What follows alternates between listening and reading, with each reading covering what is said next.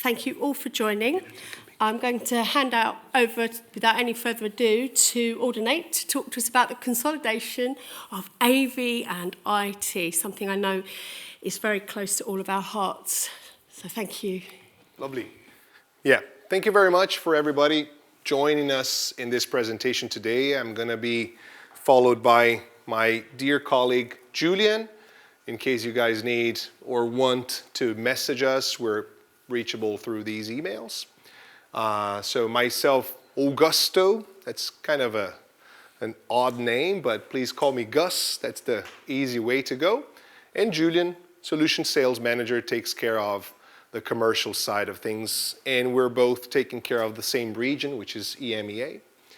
So today, actually, we've been invited to talk on a high level, trying to be as brand agnostic as possible, but of course, it goes without saying that we do work for a company that works with networked audio and video, so that's how we possibly know a little bit of what we're going to be talking about today, and we actually are always interested in learning from you as well, so this should be a bi-directional talk. Sorry, we're going to be covering a little bit of the background, but it's more of an overview of the current panorama of what and where we are with networked AV solutions.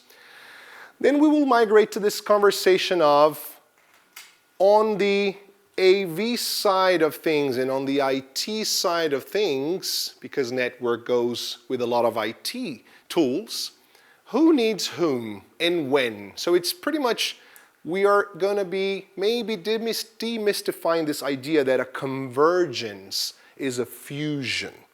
Probably a convergence is more like a conversation.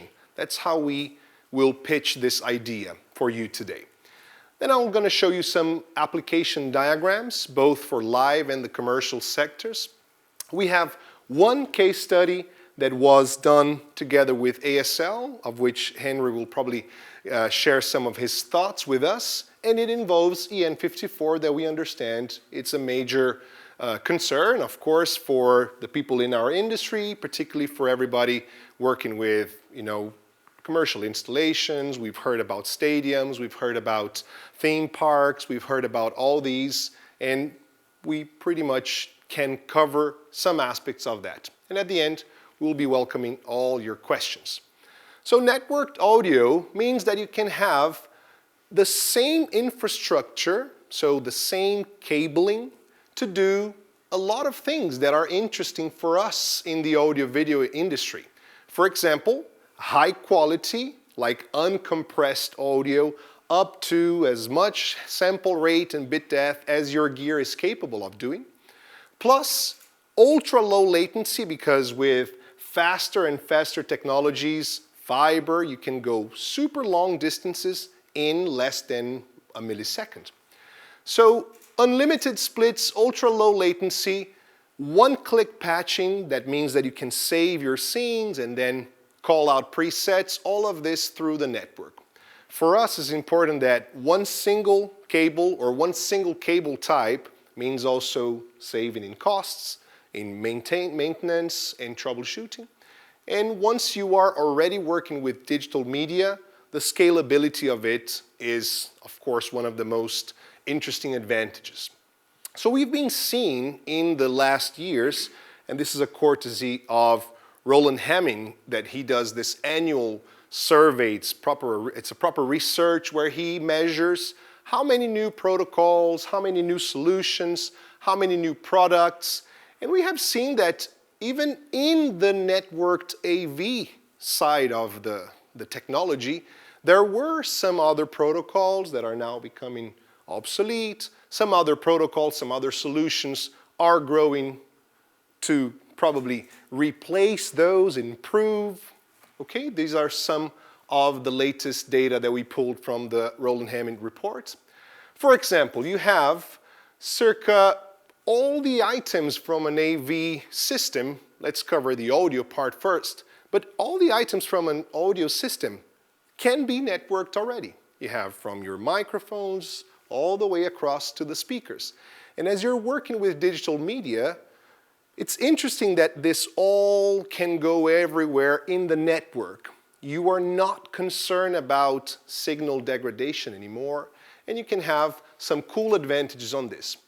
So what some network solution providers do is that they take care of the part that goes in the network, allowing the manufacturers to concentrate on what they do best.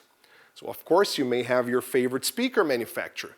They can work from the woofers on, and the solution providers, the network solution providers, can work on what happens, how it's synchronized, how fast of latency, how many channels. These are the matters that we talk in our networked AV industry. Another thing is important for you to understand is interoperability. So there are some options for networked audio and video transport out there, but some of them offer a better interoperability amongst all these products, and some of them sometimes offer interoperability but with too much workarounds. So it's important for you to know the options that are out there and understand how much time you will spend configuring, routing, patching, so which of these solutions maybe offers something that is easy and intuitive for you. Another thing that we have seen is that from the Roland Hamming report, 2022 has summed up 4,142 audio over IP products. And Roland Hamming was very clear on his report that these are products that are selling now. These are not all the history of products, and these are not the products that have been recently discontinued. No, these are products, these 4,000 plus products are products that you could be buying now. So it's a lot of products. Literally, in the previous slide, and we can share this presentation with you, there are all the elements of a system and how many products are there. So like only amplifiers, there are 300 types of amplifiers that are networked already. So you think about this. And we are seeing as well the same phenomenon happening in the video over IP space. So video over IP is following the same steps as audio when it came to the network solutions did. So this is a space that we want to watch, because once you migrate to networked A solutions or network audio solutions, you will probably need video as well. Okay, so who here, show of hands, work with audio and video together? Okay, so half of the room. Only audio, raise your hand now. Okay, so it's interesting to see that even in a small universe of comparison we have, half of the room already working with audio and video.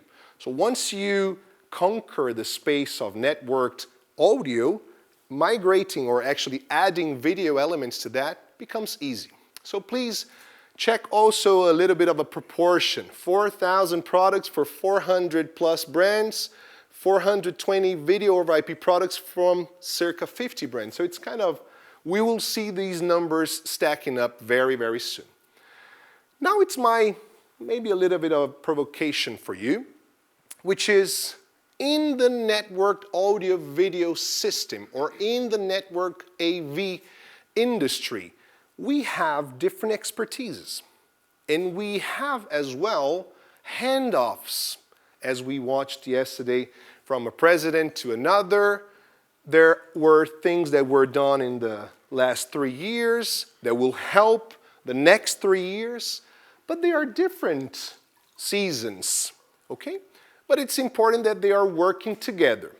For this presentation, we've been invited to talk about two verticals of our industry, which are the live sector and the commercial install. But you could expand this for the other industries, for the other verticals of our industry as well. So for the commercial installs, normally or typically what happens is an AVOIP team, so a team that manages AV and network, or some team that understands the elements, will spec and will deploy a system for a commercial installation. However, on the daily basis, who will run that system is not an AVOIP engineer. it's probably, most likely, to be an IT professional. Somebody that is in the room, that can work with the gear, not configuring the audio or video aspects of it, but just making sure it runs. Or some remote IT management as well. So that's something, again, for us, particularly after 2 years of pandemic, something that is remotely manageable is interesting. Do you agree? It's something that we need to be aware of. And IT engineers need at least a base understanding of AV to run the thing properly. So the difference between a cardioid and an omnidirectional microphone, it's something that an audio engineer knows on the first lesson. But what about an IT engineer? So maybe these conversations need to be bidirectional. It's important for you and for the future professionals that will be joining the ISCVE institution as well. It's important for us to start having these conversations and starting to be curious about as well. In the other hand, we have a kind of a different path for live productions. What happens in a tour, on a tour on the road, is that an AV/OIP team, again, some professionals that understand audio, video, and networking, will spec the tour, will make the specifications for what PA, front of house, maybe some overflows for recording, some overflows for the OB trucks that will come. But who will run this on the road? It's an AV engineer. So you see how different these two examples are. For the commercial install, we have the IT teams running an AV/OIP system. And for the shows, for the rock and roll productions, even for a simple studio, maybe a broadcast studio that has 2, 3 rooms that will be combined, will be hopefully never again because of social distancing, but for the various reasons that we can combine or separate rooms, it's going to be an AV engineer. But this AV engineer should know the impact of, for example, working at 48K or then working at 96. How much bandwidth? So maybe never in the AV industry, we don't talk about bandwidth.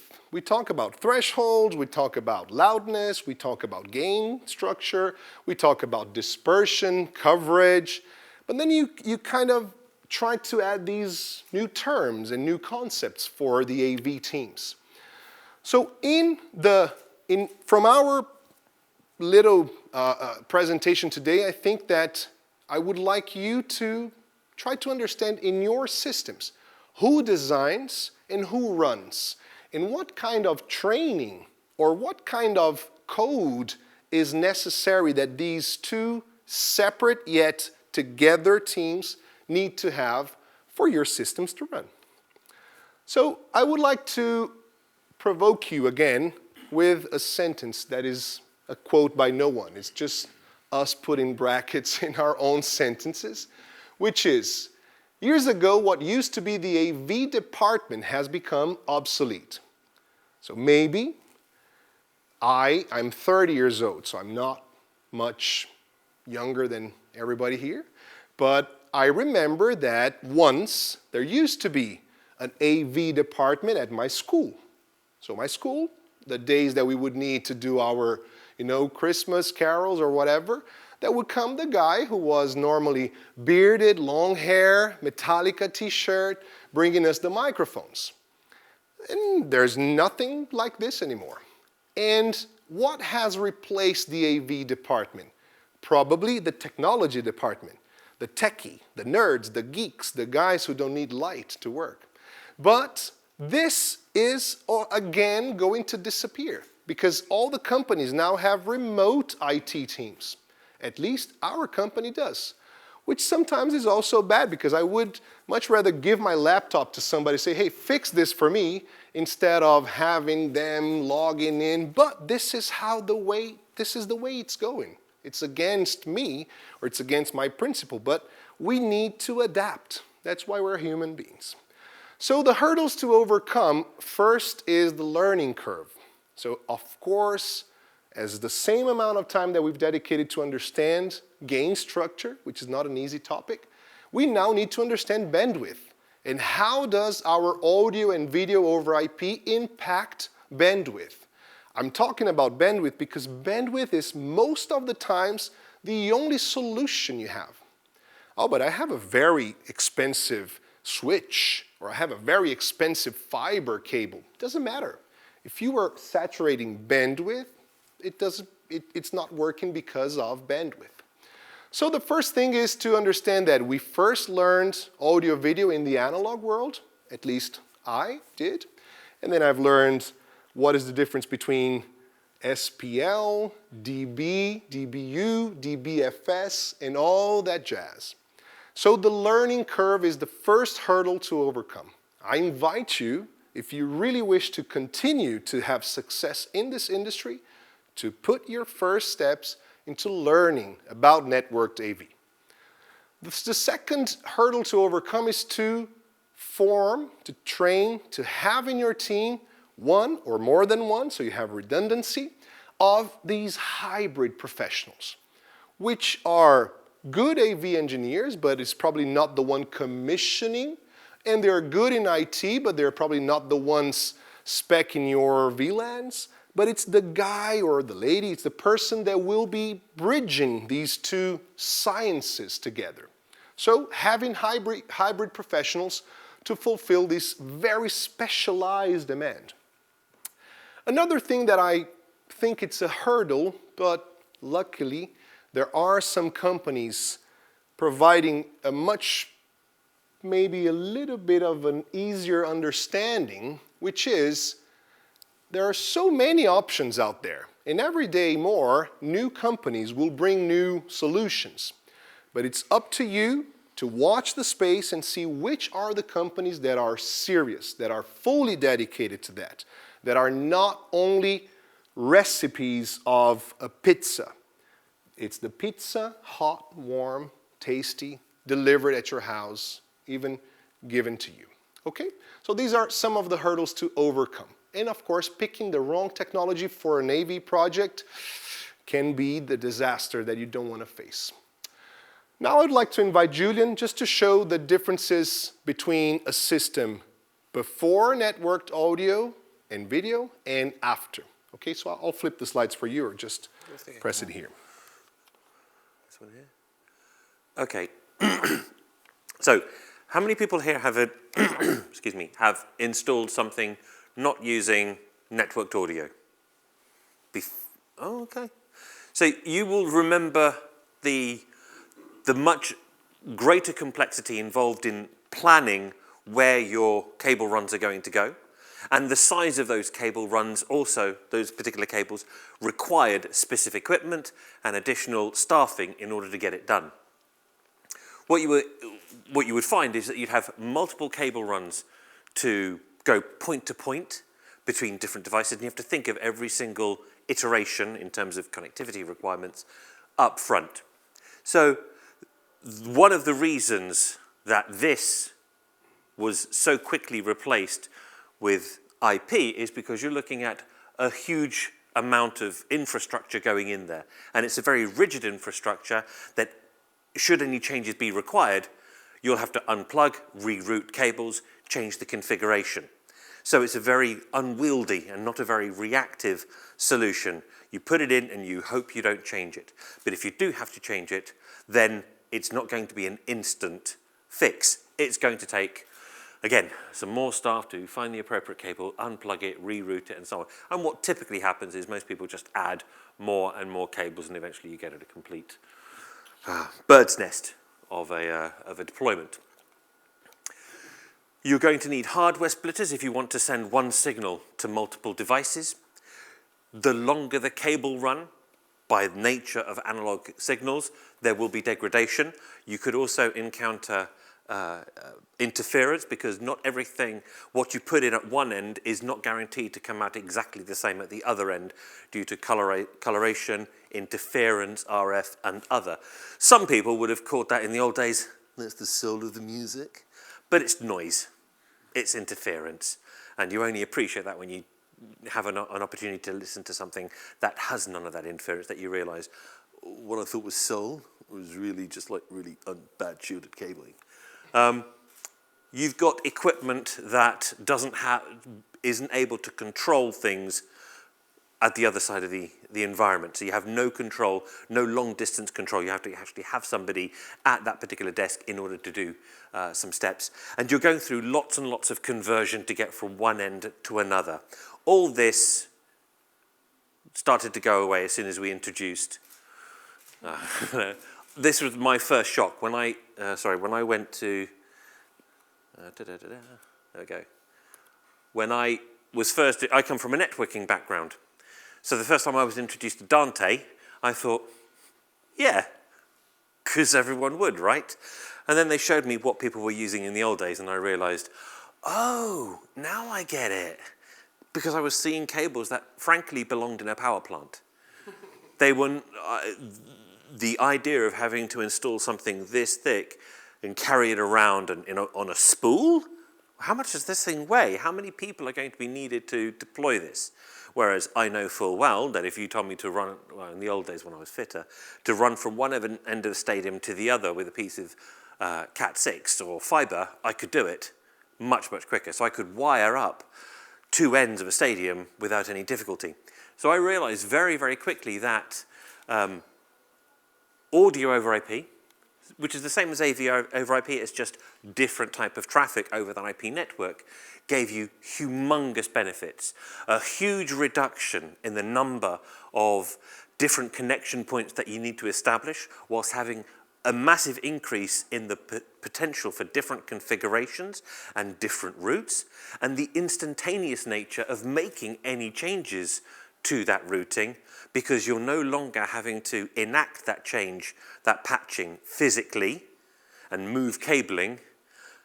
The connection exists. You're just now telling equipment to speak to different equipment and to send sound and video to different locations. So the benefits were huge. You're much more easily able to route signals to different locations. You can perform splits without any additional equipment in the mix. You just tell, don't send it to just one receiver, send it to two, send it to three, and potentially send it to all the receivers. You have the ability to increase that quality of the signal, as long as you bear in mind how much bandwidth you're consuming. But if that link is relatively free, then you can up the signal quality or add more channels to it. The fact that with networking, what you put in at one end is what you get out at the other. It's exactly the same configuration of ones and zeros. There are checksums that take place so that what you download and start viewing from YouTube is what actually ends up on your computer. This way, you are certain that the noise that you put in, sound, video, that you put in at one end is what you're going to get at the other. It's not going to change color, it's not going to change sound, there's not going to be noise and crackle, because it's checked all the way. It's the same series of ones and zeros, checked at the end, the same ones and zeros, and that's what's played out. You have the ability to have complete control from the front of house, because that's a data network. So you can send, in addition to the audio and the video signals, you can send control data in order that you can control remotely far-flung devices.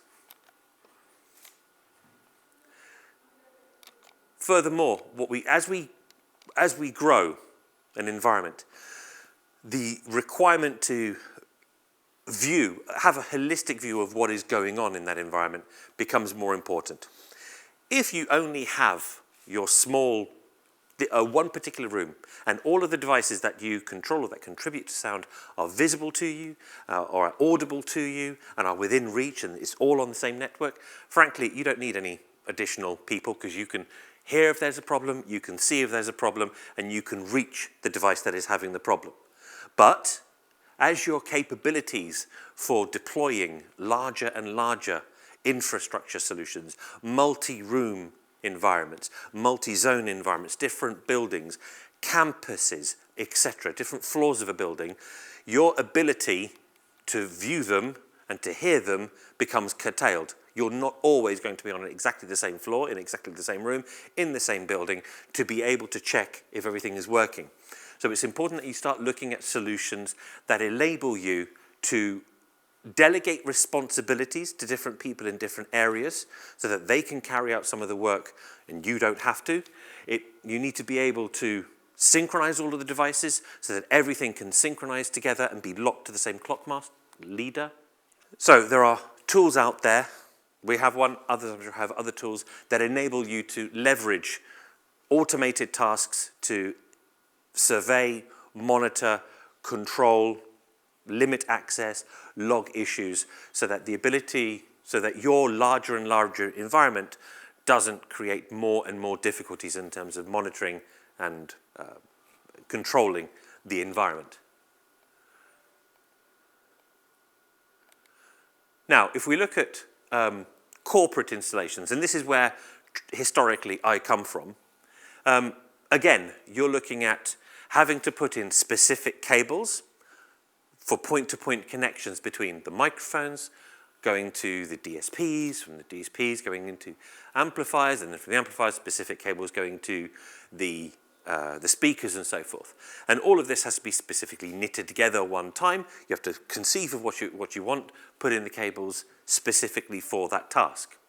So you end up with a lot of different cables, which again, if you want to make any changes, just in the same way that we had with the live environment, you've got lots of different connections that you either need to unplug and reroute, or as in most cases, you're going to put in another cable on top. Additionally, what you have is, because different manufacturers favor different type of cabling types or different connectors, you might end up with incompatible cables which don't serve the same purpose, so you'll have to replace them anyway, even if there is a cable run from point A to point B, exactly where you need it. It gets cluttered.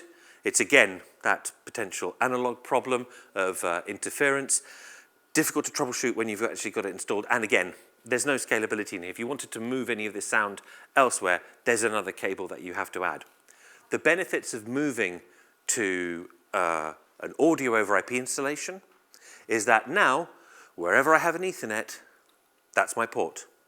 I can connect a microphone wherever I want, I can connect a speaker wherever I want, I can put a DSP wherever I want, and I can route those signals as and when, according to my preference, based on a software configuration that I do from the computer, whether it's here in the actual boardroom or whether it's from a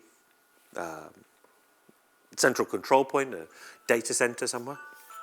Sorry, turn it off. It's probably my alarm to tell me I have a 3 o'clock meeting.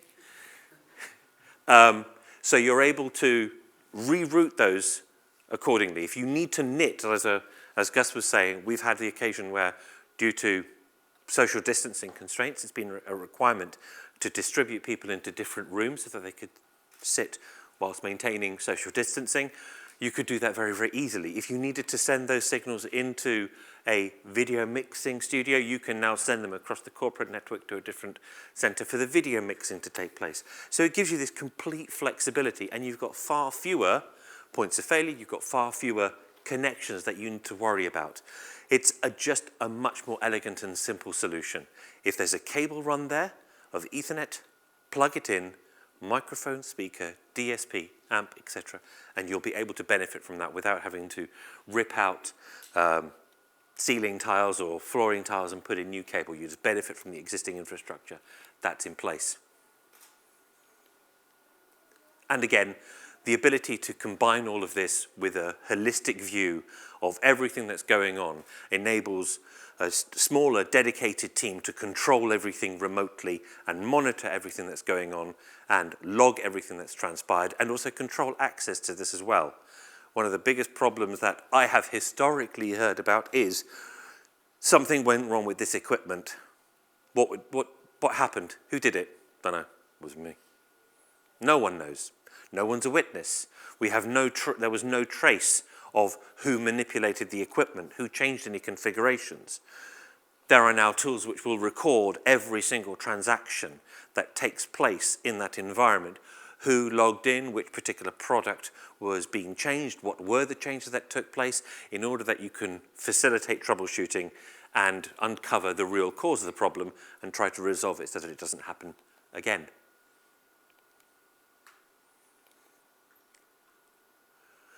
So if you've got these different tools, these different AV over IP systems, these different products, you can now manage them with tools. You've got security so that you can have delegated user access.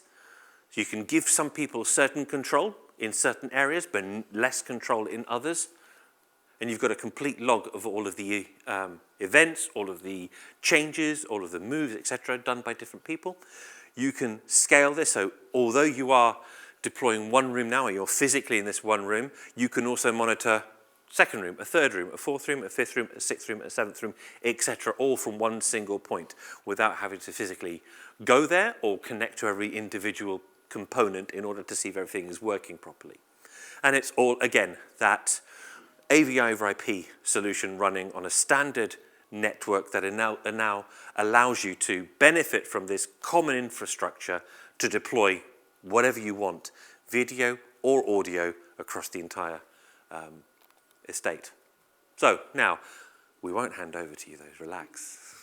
I'll give this to Gus to explain what we did at, where did we do this, Gus? So this, what we're going to be showing now, it's contribution by Henry and the company ASL. They were involved in a nice case at the Paris La Défense.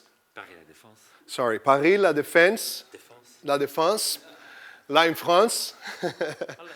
So they gently shared with us their thoughts about it, how it was, and we created a kind of an easy, memorable link. So if you wish to access tinyurl.com/en54dante, so first time I'm saying the name of the product now.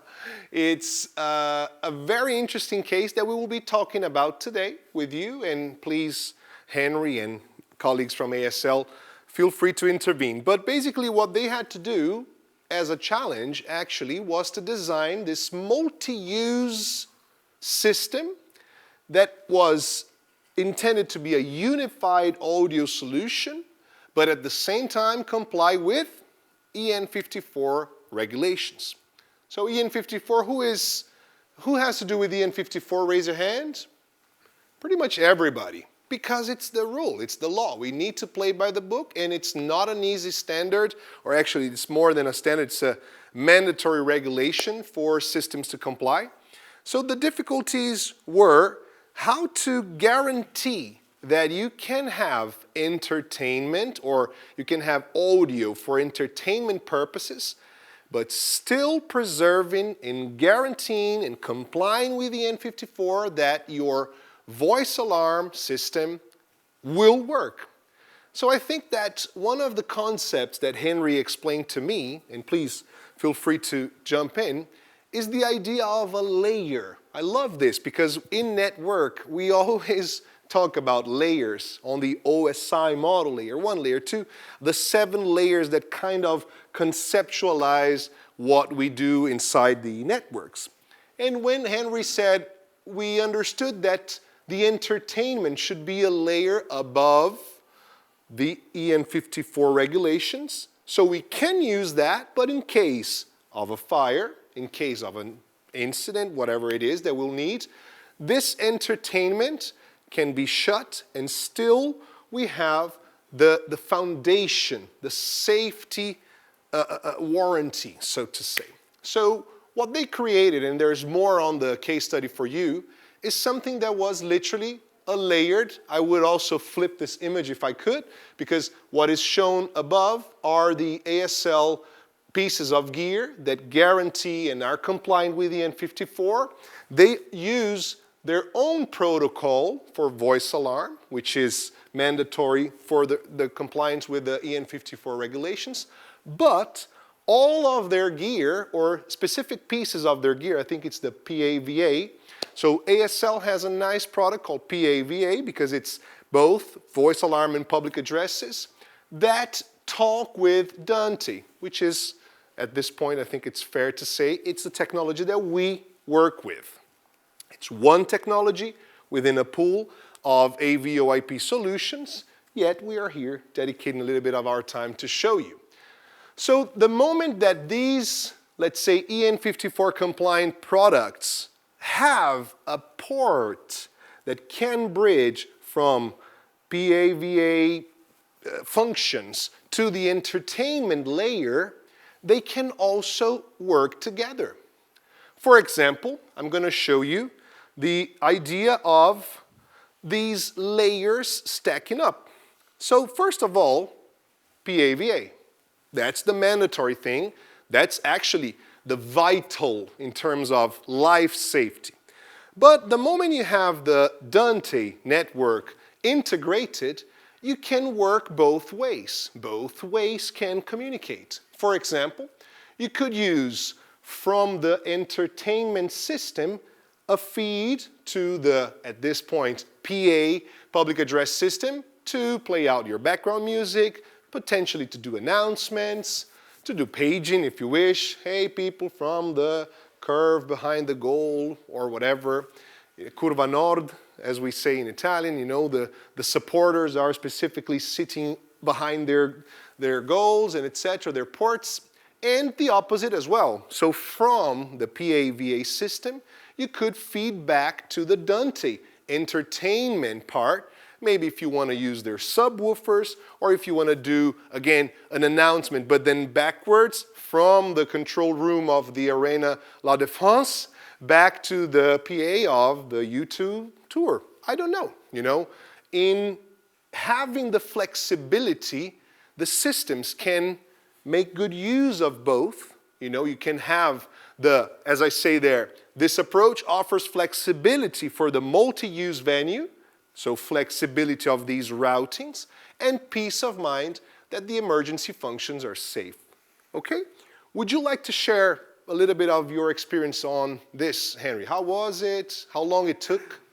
So for us, again, it's all about access levels, as we know, 354. So I guess it's introducing a third tier of person or user who's trained in the system, who knows what they're doing. But ultimately, with that power comes the ability to, I guess, take down the VA system. So what we're doing here is kind of opening up this PA element as a way in for people, so the AV engineers or the IT engineer to bridge into the system with the kind of security and, again, the peace of mind that all of that VA control is hidden, is a separate layer. And kind of on top of that, the point to note is that we do run 2 separate networks. So again, anyone who's on that AV network or anyone who wants to dress in can't inadvertently jump onto the PA system and again risk bringing that system down. So again, it works for us very well, and again, it's the interoperability that it gives us and ease of use. So yeah, we see huge benefit for this. Thank you, Henry. So one more thing that I would like to share with you is what has happened as a result. What were the outcomes from, let's say, this pioneering adventure that ASL has put the efforts to put together there in Paris? So this hybrid solution, and I will talk more about this, has removed the boundaries. So you no longer need, and I'm going to get to the point now, you don't need the bad sound of VA systems separate from the nice sound of the entertainment. Also because there are more products coming up that are compliant that sound actually very good. Henry was saying, I challenge people to tell that, you know, the compliant speakers are still the horn sounds mid only. There are some full range speakers out there. There are products that could work for the 2. So potentially we will be seeing this evolution. More and more entertainment gear that is compliant with the N54 and other regulations that may come, and these can all create a one unified system for both, for the entertainment layer and for the voice alarm public address fundamental, vital layer. And due to the huge success at La Défense Arena with the integrator Freevox, which we wanted to mention because they, of course, played a good part here, the solution has now been rolled out at a number of public spaces and theme parks, particularly some very interesting ones that we have here in Europe, and has probably changed the perception of what a PAVA system is capable of. So this is one more provocation for you in this moment. We are down to the final key takeaways of our session today, but I would like to alert you that what you're about to see may get you dizzy. But we wanted to say 3 things about the presentation today that I would like you to bring home. The first of them is that AV and IT teams are running the same relay race to bake the same cake, to deliver the same product. So the metaphor here is that depending on the project, one team will bake, the other team will serve. But both of them need to know what's in the cake in case of allergies. It's a way to say that we don't expect an AV professional to know everything about IT. No, but we need the hybrid professionals to bridge the needs, okay? So regular hands-off will happen in the future. So as we said, commercial is most likely an AV or IP team that develops and designs and specs the system for an IT professional to run. So how much knowledge must this IT guy know? Potentially the different, polar patterns of a microphone. That's not something too hard. And for an AV guy to understand bandwidth, it's maybe a Dante level 2 course, it's sufficient. So AV and IT teams must have knowledgeable hybrid professionals, specifically for the examples that we've given here. And last but not least, this trend will depart with or without you. And I know for a fact that we're all here today in this trade show because we want to improve. We want to evolve. We want to develop our skills. Otherwise, we would be at home watching Bake Off. So as we're here, I invite you, put yourselves in a map. Where are you? Are you still the analog guy who knows a little bit of digital? Or are you already the digital professional that is making your first steps into networked audio and video solutions? All right? So last, I would like Julian to conclude with something that he has experienced, which is the transition from voice over IP. Please, Julian. Yes, I know it's difficult to believe, but I am that old. The simple fact is that this is not the first time that this has happened. We've been there, we've done it, it's happened before, and it happened with... God damn, I've got so many alarms. Sorry, I do have that recently. So we've seen this before. When voice over IP was introduced, the idea of just sending voice as packets on the same poor quality network that I use for my really slow email, you must be joking, over my dead body. Well, that happened quite soon. And it changed, and the world changed. And I can generally ask this question, certain of my response, but I did ask somebody recently and got a completely surprising reaction. How many people here are still using an analog or a digital telephone system in their office? Okay, so there are. Oh, look. Now that's, again, quite a surprise. Vintage. Classic. It's a classic. You can really hear the soul in that audio. But the fact is that that's no longer being sold. Well, you can probably find them, but they are collector pieces. Probably what the monks used in this hallowed abbey. When voice over IP was introduced in the very late 80s and it started to take cover ground in the 1990s, we thought, it's never going to happen. A lot of people said it was never going to happen. That convergence of voice and IT was never going to happen. It wouldn't fully be realized. You'd always want to keep the two totally separate. You'd have different separate teams, a voice team and an IT team, and it would be totally separate. But you fast forward, and I lived through this.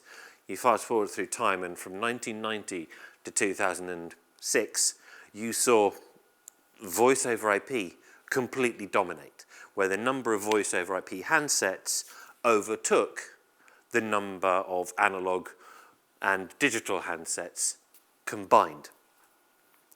So what we posit is that AV over IP is going to undergo that same transition. Done it, been there, done it. It's bound to happen. The forces acting to bring these two together are too great for anyone to withstand. If you want to try and do it, there's a beach, probably in some, head in another direction, head towards the beach, and you might as well try to stop the waves from coming in. Just stand there and just tell them to stop. And I'm sure they'll listen. In the same way that audio over IP did, voice over IP did. Didn't. Sorry. You know what happened. And the same thing's going to happen with AV over IP. It's unstoppable. It's going to happen. The benefits are too great. The cost savings, the improvements to productivity, the reach, the quality are just undeniable. And so this is an insurmountable change that is coming.